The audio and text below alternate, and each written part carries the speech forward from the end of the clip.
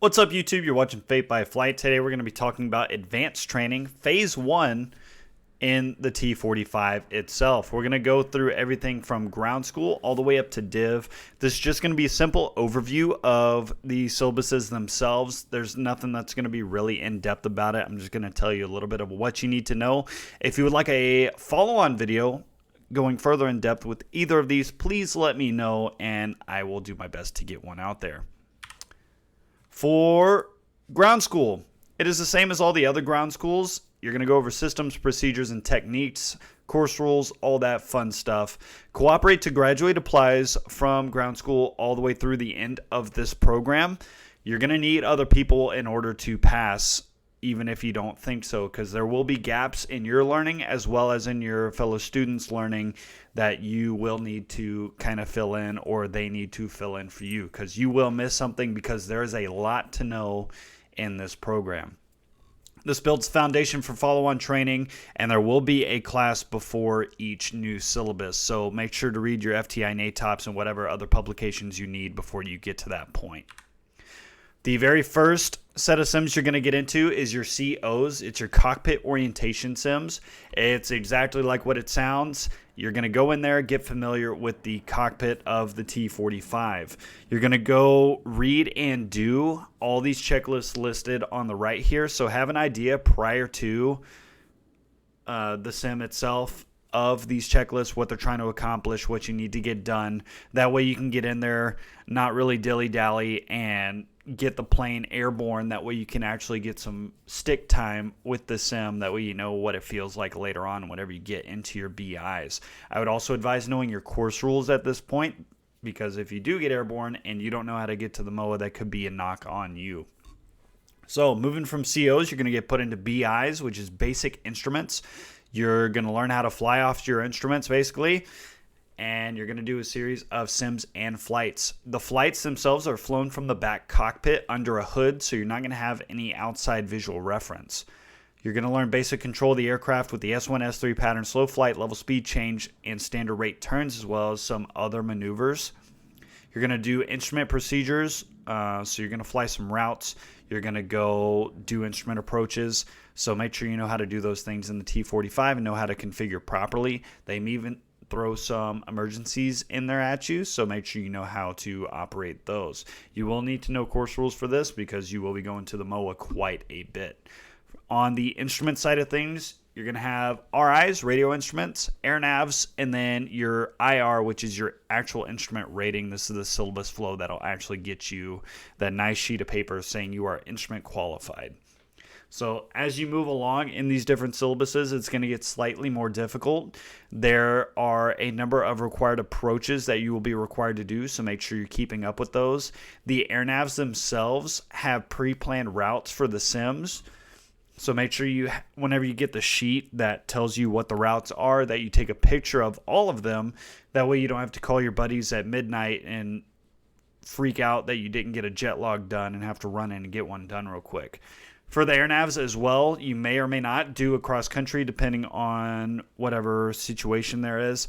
We got to go to Colorado Springs. It was a great time. I know others went to Dallas and some went to Memphis, Tennessee. So they're a great time overall. Get you some good actual training in different airspace. So take those for what you can. Make sure you're learning something, but also have a great time. We went out. I hung out with some one of my friends up there that I graduated college with, and it was a great time.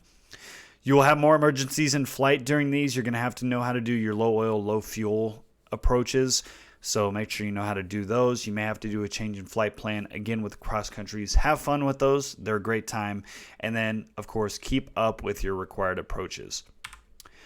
Moving into the visual flight regimes, we have FAMs. It's your aircraft familiarization. You're going to do a set during the day and a set at night.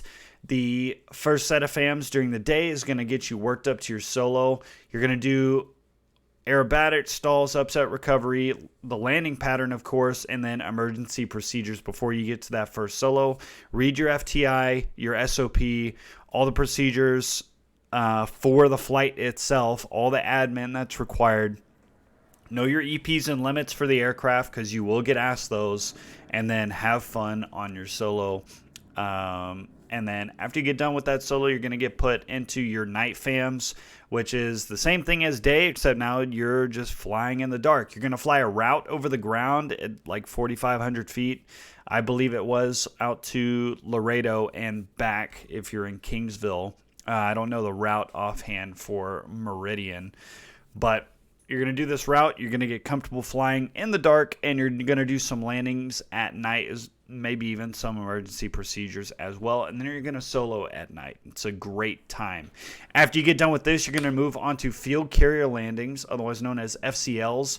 It's a ton of repetition in the pattern, getting you used to flying the ball, working some of beam distance, wind corrections, and just getting some flight time in the airplane, learning how to land this thing on a simulated carrier deck on the runway. At some point, you're also going to do OCF, which is out of control flight. There is a sim and a flight for this. So the two flights, one of them is going to be in phase 1, one of them is in phase 2 before you do your BFM SCM type flights. So in the sim, you're going to do actual spin recoveries, stall recoveries, and unusual attitude recoveries. And the flight, it's onset recoveries, stall characteristics, and recoveries, as well as some upset recovery stuff. These sims and flights go by very quick, so make sure you're paying attention and make sure you have your departure controlled flight procedure down and ready to spit out. After you get done with all of these, you move into the really fun stuff, formation flying. So there's two different parts of formation flying. In the phase 1 syllabus, you're going to do just basic baby form, which is your 4,100 and 4,200 block, and then you're going to move into cruise form for your 4,300 block. So baby form is going to go over basic formation procedures and techniques. You're going to do parade drills, cross-unders, turns, BNRs, tack-in rendezvous, and then eventually a solo. After you get done learning all these basic procedures, they feel like you're a competent enough pilot to fly on somebody else without crashing into them. You're going to move into cruise form, which is going to be a little bit more dynamic. You're going to be flying faster, and you're going to be doing more maneuvers. So you're going to do a couple wing overs over the tops, which are aileron rolls, as they're called. It's not really a barrel roll or an aileron roll. It's kind of a mixture of the two. And those are quite a lot of fun. And then, of course, cruise turns. Again, cross-unders. Instead of the box cross-under, you're going to be doing V cross-unders. And then tail chase, which is you just flying behind lead and trying to keep up. And then you will solo this as well. After they figure you can fly along with one plane and not crash into that, they're going to introduce 3 more aircraft to the formation. So you're going to do a 4-ship or 3-ship flight. It'll be you, 2 other students, and a lead for the most part. Your same basic formation principles still apply at this point. You're going to need to work with your fellow classmates to get the comms and the admin down, depending on what position you're flying. Dash 3 is a secondary section lead, so make sure you know all your responsibilities and comms, working that if you need to. After you get done flying through this syllabus, you will eventually do a solo, which is really cool because it's you and 2 of your other bros out flying around in jets, trying not to crash into one another. And this is your last phase before you get into the advanced side of things. So it's a lot of fun up until this point. Your div and your FCLs are working you for both the strike and the CQ phase of things. So that is what those are for. So this phase usually takes about 4 or 5 months if you get through it pretty quickly. I think it took me about 6 months going through it just because we had a ton of weather and bird cancellation, so we couldn't go through it that fast. But that is it for phase 1. If you have any questions, please feel free to ask. And I will make a video on phase 2 as soon as I finish up phase 2 and get moved the heck out of here. I've only got until either this month or next before I am fully complete. So with that being said, thank you. I will see you in the next one.